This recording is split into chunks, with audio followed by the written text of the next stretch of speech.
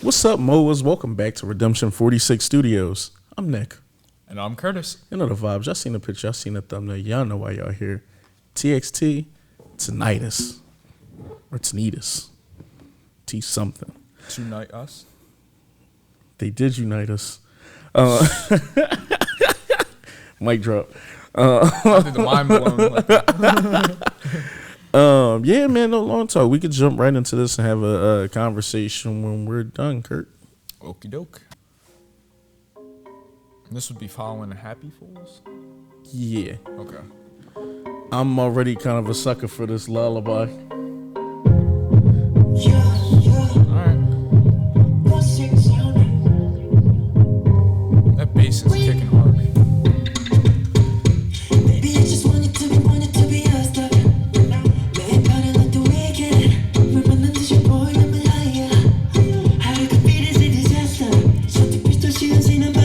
This is more the reggaeton vibe you was talking about.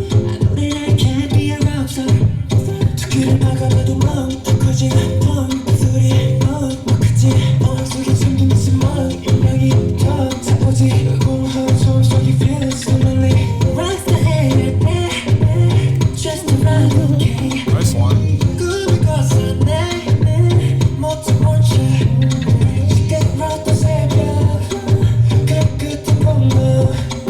Great oxymoron.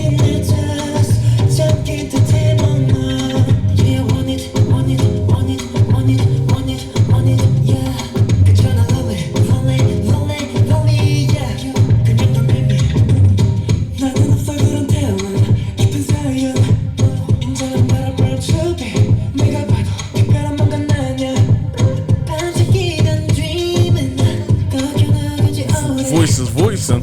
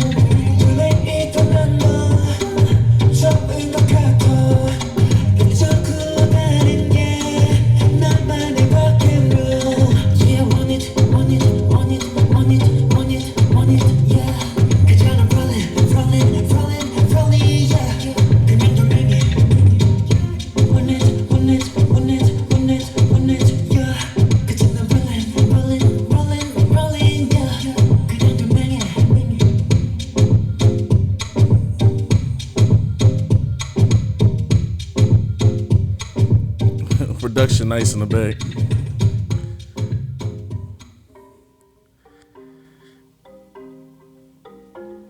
A lot of deep lyrics in there too. Yeah. Yeah, this was a deep one. There's a lot to explore. Yeah. See, I'm I don't know if y'all notice, y'all. I'm a sucker for like those like lullaby ones. Not to compare. This reminds me of Dreamin', NCT Dream.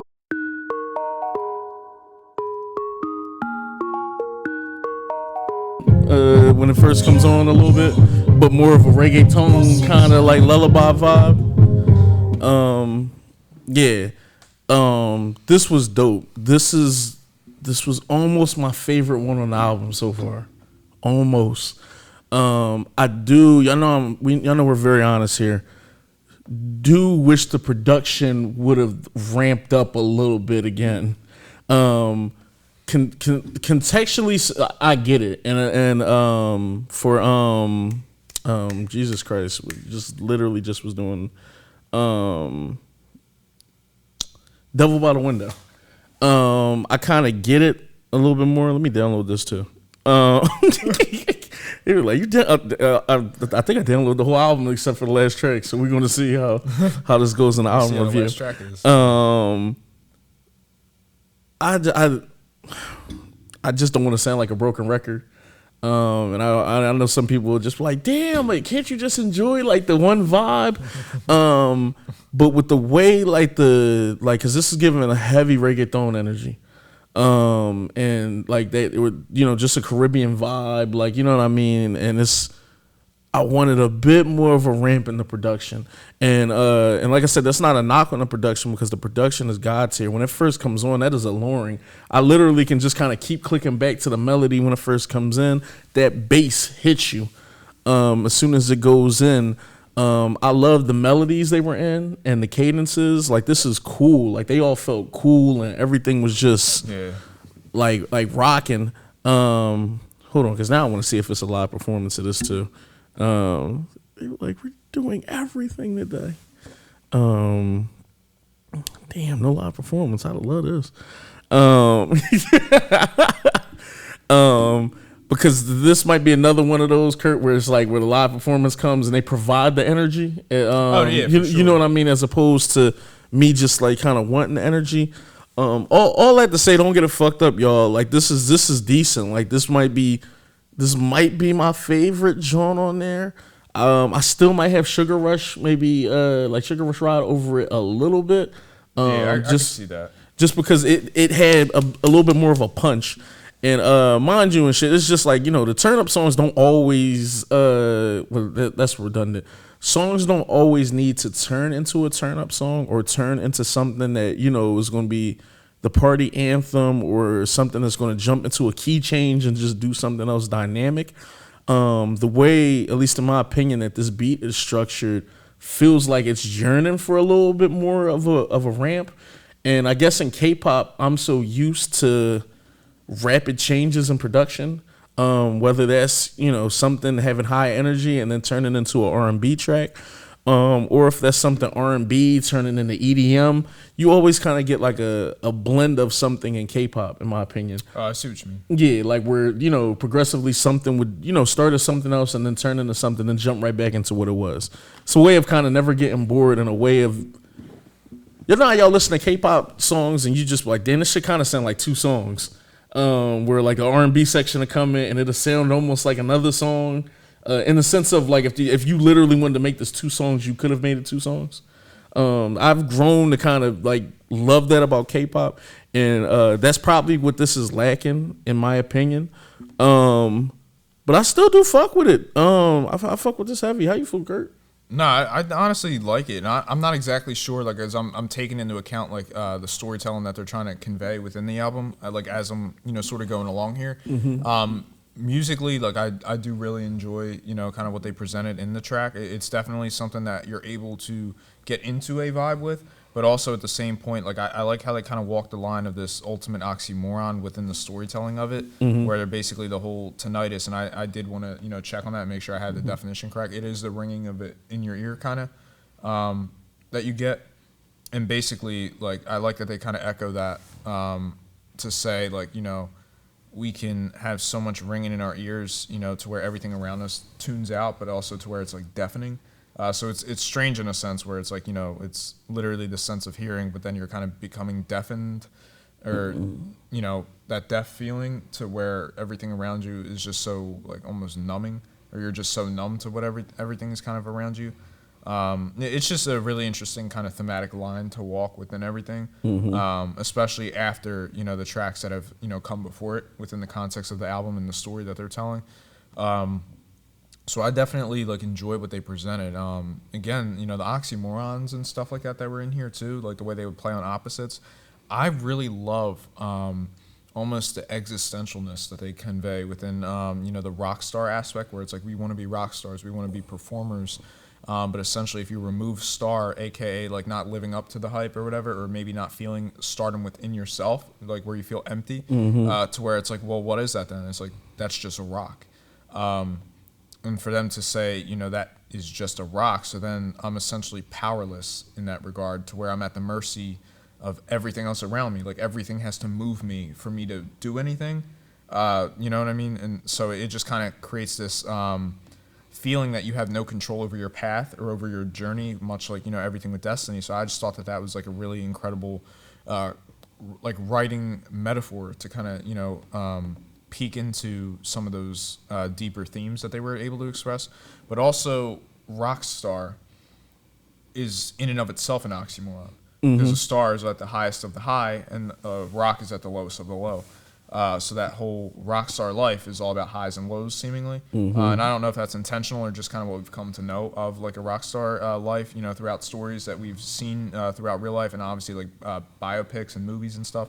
But neither here nor there. All that to say, the way they essentially are saying like my heights are at the high of the high, but I don't feel like a star, or like inside myself, like I don't feel like I'm worth anything to where I'm quite not at that level to live up to that stardom.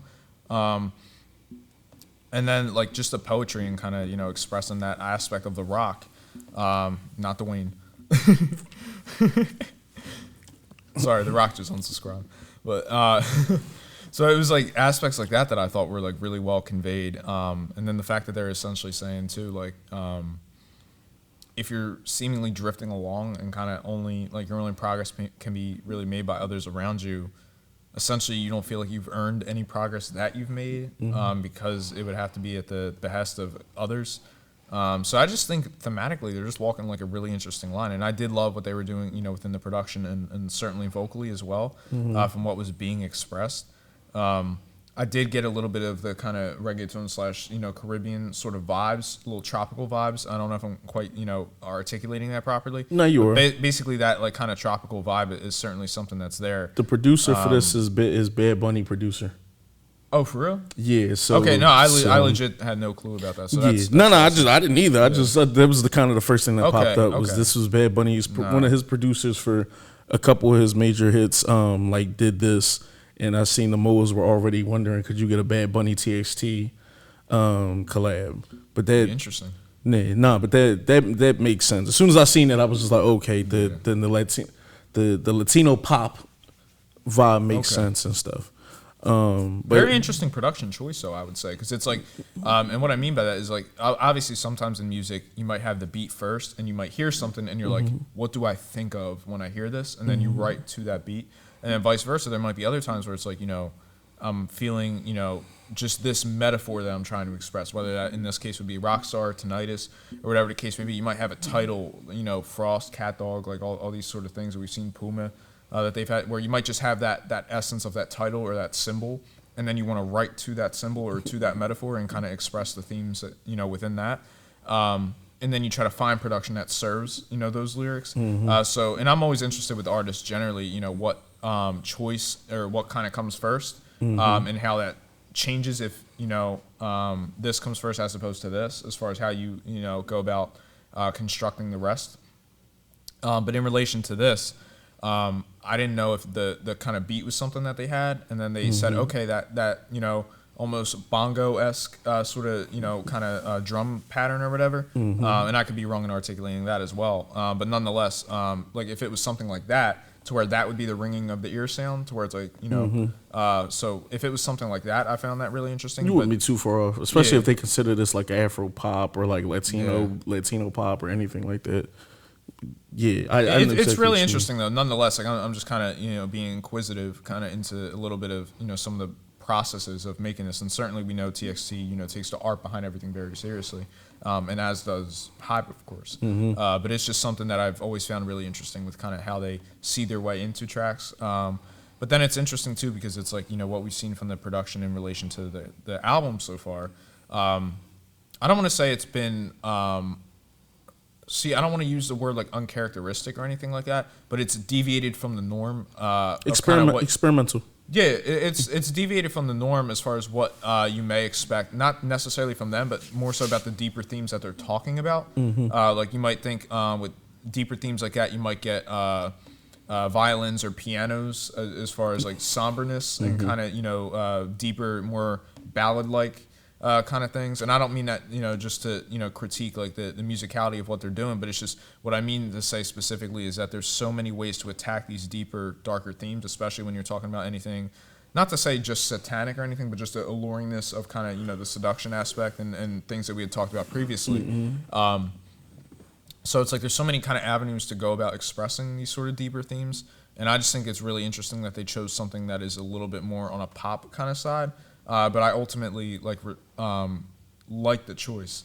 But yeah, everything about like kind of what they're expressing within this lyrically, and even like the whole fishbowl aspect, where it's like if you if you're like a fish in the sea and you're free and kind of able to explore or however the case may be, when they kind of use the metaphor of like the fish bowl, like essentially like I'm here but I'm stuck, I can't go anywhere, to where it's like all kind of a perspective or an illusion.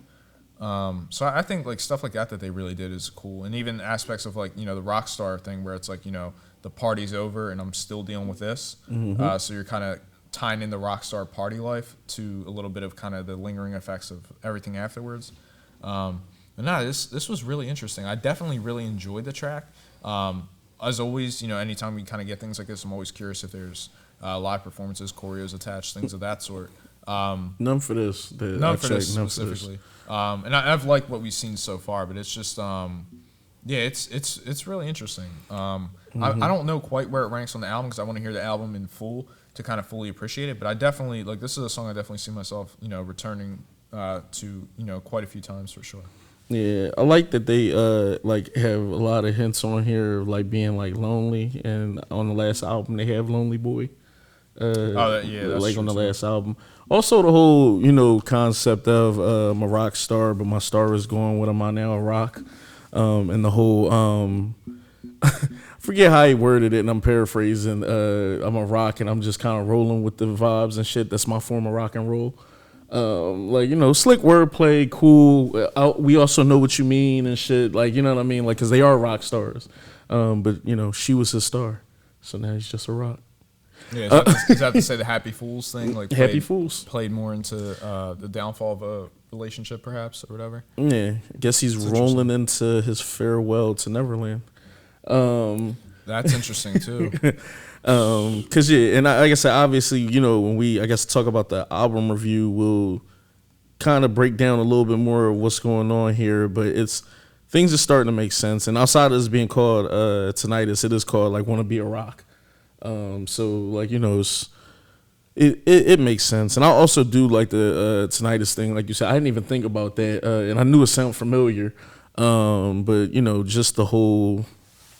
And I like that too, the whole kind of like fishbowl thing, and just kind of like, you know, closing of the ears, and I see what they're doing here, and like you said, you're trying to word it nicely where it's just like, I think the best way to put it is they're being experimental with certain things, and I guess it's because I'm used to like I guess like a certain way they do productions with TXT, that some of this some of the minimal productions that we're hearing on here, in the sense of it's not as grand as like, you know, Good Boy Going Bad or anything else like that, is kind of just expectations maybe versus reality, I guess, is the best way to put it. And like, I don't want people to like hear that and just think of like it as a negative. It's more so, at least in my opinion, just like, okay, let me see where the album takes me. Contextually, let me see what they're talking about. Let me hear all of the tracks. Then let me revisit how I feel about the production, as far as like, you know, what should have been added and everything else. Because, you know, everything doesn't need people yelling at the top of their lungs, or you know, belting out lyrics, or rapping fast, or being loud, or 1,000 key changes. Sometimes I think it helps the production. But I told you, I'm definitely with you on the type time where if you're trying to convey a certain story, sometimes those elements in the production add nothing of value to contextually what you're trying to talk about. So it might sound good to the ears, but it's for no reason. It's like, it's junk noise at that point. So, you know, I'm from that point of view, I do, like I said, want to kind of hear the next song, and then when we do our album review, then I'll kind of be able to get a little bit more in. And just to double down a little bit on that too, is like, it's not that I was saying that like all specifically in relation to this specifically, but it's more so like that wasn't for you neither. Oh yeah, no, that was for me. No, I'm just saying in relation to production in general and those kind of choices, like, it is really interesting whenever someone can say, you know, you don't want something to sound what something else sounds like, so you take a different approach. Like, obviously, much like film and much like music, what you hear is as important as what you don't hear. The spacing between things, you know, matters as well. Do you take a long amount of time, you know, but like to let things breathe on a track? you'll hear that often with OSTs and kind of instrumentals and things, like before any kind of musical, or I shouldn't say musical, but should say like lyrical, like words being expressed. So you'll see things like that often too. And all those little choices and different nuances matter. So it's like, I'm always curious kind of how artists choose to convey those things in relation to that. Because you want to be different, you want to be yourself, but you also want to convey your themes, to the best of your ability. So it's just really interesting. I love kind of, getting those experimental choices and just kind of like, because it takes my mind to a place where I haven't, been before. And honestly, I think music in general, you're trying to tell a story that may have been told before, but you're trying to put your unique spin on it. And production is certainly, one of the key aspects in that as well. So I'm always like kind of eager to, hear new things and just how people choose to express themselves. Much like just as a brief analogy in film, if someone is small in the frame, it's often insignificance, loneliness, right? But it could also be a freedom, because if you go tight and it's like a real close-up, it can be congestive to where it's like, you have that claustrophobic feeling to where that spacing might actually be freeing.